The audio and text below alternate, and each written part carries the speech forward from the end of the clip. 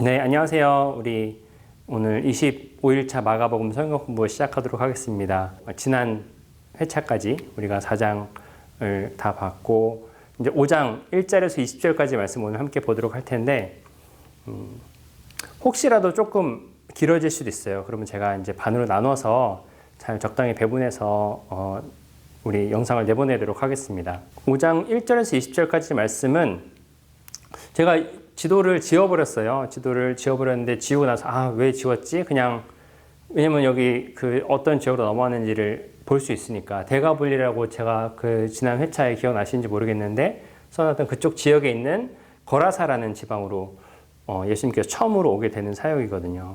여기는 이방 지역이라고 지난번에 말씀드렸습니다. 갈릴리 호수를 지나서 왔을 때 이쪽에 있던 지역이 바로 이방 지역이었어요. 이방 지역 데가볼리라고 하는 지역인데 데가볼리는 뭐 중요한 것은 아니지만 데카폴리스, 데카는 이제 열을 의미하고 폴리스는 도시 혹은 타운을 의미하죠. 그래서 10개의 성읍이라는 지역이었어요. 그래서 아마 제가 뭐 다시 잠깐 대충 그려보면 이렇게 있고 여기가 갈릴리 호수고 여기가 갈릴리 호수고 여기가 사해가 이렇게 있으면 요쯤 어디인가 이렇게 데카폴리스, 아마 10개의 그 성읍들이 모여있던 그런 지역, 데가볼리? 여기 어디쯤에 거라사라는 지역이었습니다. 이거는 사실 학자들이, 여러 가지, 학자들이 두 가지의 도시를 놓고 좀 고민을 하기도 해요. 왜냐면은 진짜 거라사라는 지역이 있긴 있는데 그 거라사라는 지역은 이 호수로부터 굉장히 멀리 떨어져 있는 지역에 있는 타운이거든요. 근데 그 지역은, 거라사라는 지역은, 그러면은, 우리가 오늘 말씀을 보다 보면은 말씀이 대체적으로, 그러니까, 대략적으로 어떤 내용이냐면, 예수님이 그 데가볼리라는 지역에 가서 거라사라는 지역에 갔는데, 그 거라사라는 지역에 미친 사람이 무덤 가운데 있었어요. 근데 그 무덤 가운데 있는 사람이 막 달려오더니, 예수님께 달려오더니, 왜 나를 괴롭히십니까? 나를 괴롭게 하지 마십시오. 그러니까 예수님께서 너 거기서 떠나가라. 미친 사람에게서 이 사람에게서 떠나가라. 라고 얘기하니까는 우리를 그냥 내어주지 마십시오. 그러면서 우리를 저 돼지대에 들어가 하십시오. 그러니까 돼지대에 들어가서 그 돼지들이 막 산 비탈을 내려가가지고 바다에 빠져 죽는다는 장면이 나오거든요. 근데 바다에 빠지기에는 실제 거라사라는 지역은 너무 멀리 떨어져 있다 보니까 말이 안 되는 거예요. 그런데 이 근처에 보면 게르사라는 지역이 또 있다고 해요.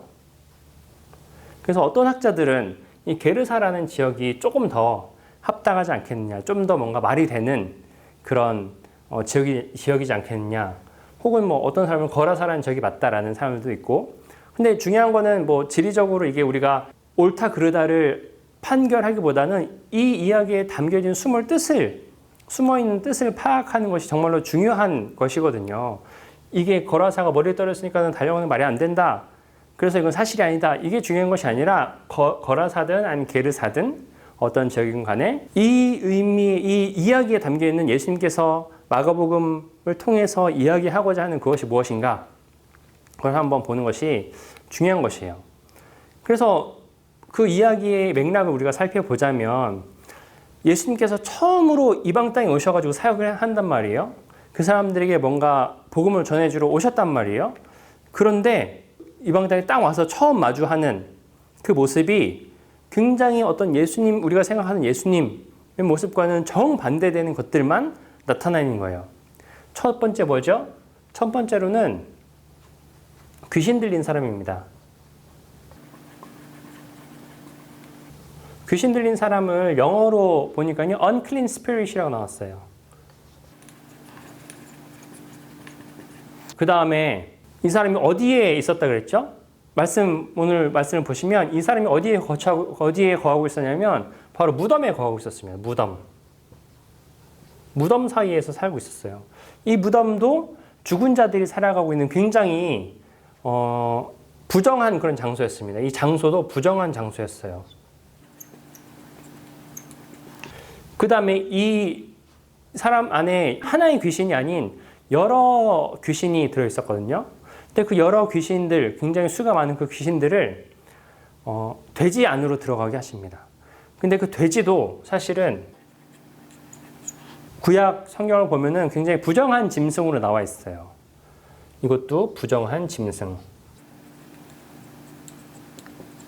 그래서 예수님과 뭔가 같이 이야기를 나누고 예수님을 맞이하기에 그다지 좋지 않은 환경에 있는 사람, 귀신 들린 사람이었고 무덤의 장소에 있었고 결국에는 이 귀신들이 돼지 안에 들어가서 빠져 죽게 되고 이러한 배경들이 정말 예수님이 사역하기에는 굉장히 좋지 않은 그런 환경이었습니다. 목회자로서 저도 내가 과연 이런 장소에 가서 목회를 하는 것을 얼마나 기분 좋게 받아들일 수 있을까? 나도 조금 좋은 사람들과 나는 조금 더 나이스하고 좀 디센트하고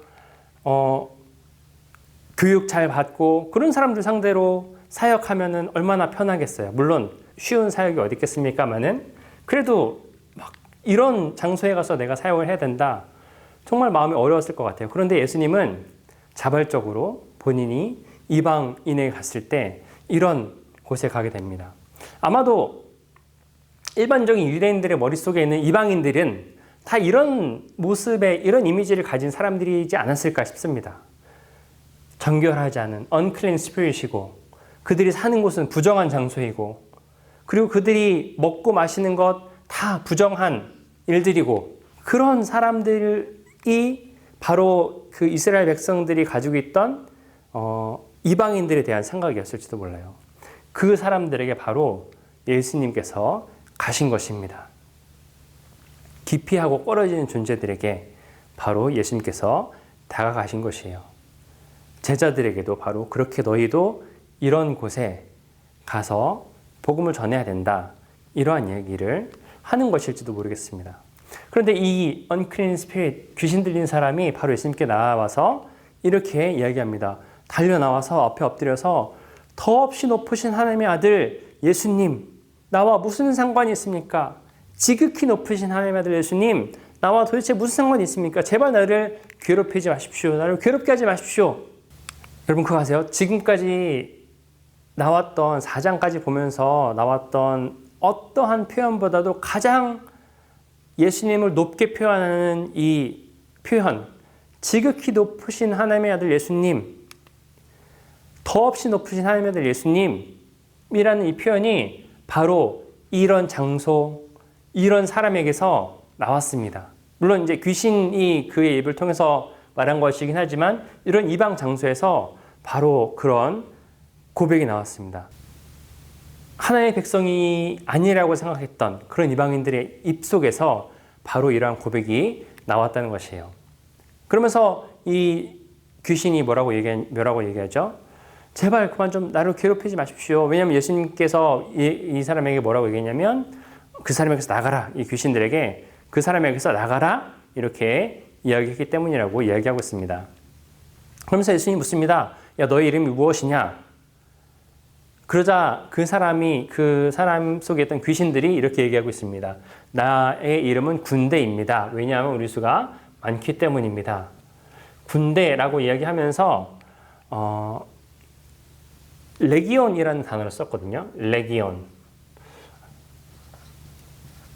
이 레기온이라는 단어는 그 당시에 로마 사람들의 군대를 지칭하던 용어였습니다. 군사 용어였어요. 일반적으로는 뭐 그때에 따라서 그 숫자가 조금씩 달라지긴 했지만 편제되는 숫자가 달라지긴 했지만 일반적으로 6,000명 정도라고 생각하고 있어요. 그 6,000명 정도 되는 어마어마한 수의 귀신이 저 사람 안에 들어가 있었던 것이에요. 이 군사 용어를 우리가 보면 이 군사 용어는 로마에 쓰였던 그런 군사 용어라고 했죠. 그래서 이 마가 공동체에게도 왜냐하면 그때 그 당시 이스라엘은 로마의 지배를 받아들이고 있었고 로마의 지배 아래에 있었기 때문에 레기온이라는 단어가 굉장히 익숙한 단어였어요. 그래서 굳이 몇 명이다라고 얘기하지 않아도 우리는 레기온입니다. 우리의 이름은 레기온입니다. 라고 얘기했을 때 정말 많은 숫자구나. 라는 그런 생각을 했을 것이고, 또 한편으로는 어떤 생각을 했을까요? 레기온? 우리가 알고 있는 그 레기온? 로마의 그 군사들? 왜냐하면 그 사람들이 로마의 군사는 압제의 상징이었거든요. 그들의 적이었습니다. 자신들을 억압하고 있는 그런 적이었습니다. 그래서 이런 레기온이라는 단어를 들었을 때 어떤 생각이 들었을까요? 레기온이 이 사람을 붙들고 있다고? 레기온이라는 이 귀신이 이 사람에게 빙의가 되어 있다고? 귀신이 들려 있다고? 그러니까 그랬을 때 어떤 생각이 들었을까요? 저 사람이나 우리나 크게 다를 바가 없구나. 우리가 로마 군대 압제받고 있는 것처럼 저 사람도 그런 로마 군대 같은 그런 귀신에게 억압받고 억눌려 있었던 그런 사람이구나. 이게 귀신에게 빙의됐다는 표현을 쓰니까는 우리가 그냥 뭔가 영적인 것으로만 보일 수도 있는데, 영어로 우리가 한번 생각해 보면 조금 더 중의적인 표현이 될 수 있다고 생각합니다. A person possessed by the demon called Legion of the Roman Empire. 그러니까 어떤 사람이 디몬, 정말 그 악마 같은 존재에게 possess 되어 있는데, 그것이 어떻게 불리냐? 레기온. 로마 제국의 그 군대에 정말 악마와 같은 그런 군대에 possess 당한 이 한 사람이었던 것이에요. 그러니까 자신들의 상황과 굉장히 싱크로나이즈 할 수 있는, 딱 일치시킬 수 있는 그런 요소가 이 본문 안에 들어있었던 것이죠. 이런 상황 가운데서 저 사람의 상황이 그런 거였어? 라고 마가 공동체가 느끼고 있을 그때 예수님께서 악한 귀신에게 뭐라고 얘기하죠? 너 거기서 나가라. 그랬을 때 이 마가 공동체가 느끼는 그 카타르시스는 얼마나 컸을까요?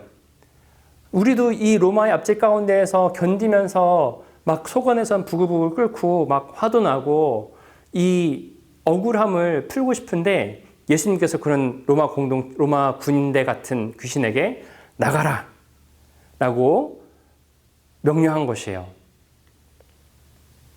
정말 이 큰 감동이 몰려왔겠죠. 예수님이 우리를 그 로마 군인들에게서도 풀어주실 분이구나.